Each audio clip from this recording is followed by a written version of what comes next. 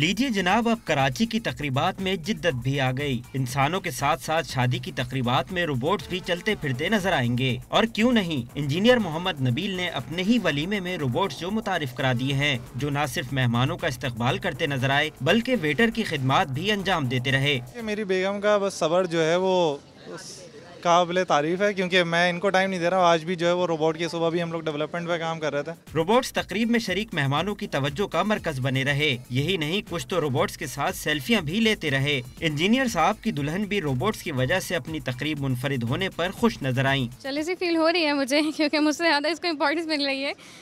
लेकिन चले, प्रोडक्ट है, इनकी पब्लिसिटी हो रही है। ये मेरे हस्बैंड की प्रोडक्ट है, इसलिए मैं कुछ कह नहीं सकती, खुश हूँ मैं। तकरीब के शुरका ने रोबोट्स के तख्लीकारों की इस काविश को खूब सराहा। कहते हैं मुस्तकबिल में तमाम शोबों के साथ साथ तकरीबात में भी जदीद टेक्नोलॉजी अपनी जगह कायम कर लेगी। कैमरामैन शफीक दिलशाद के साथ हिलाल नजमी, डॉन न्यूज़, कराची।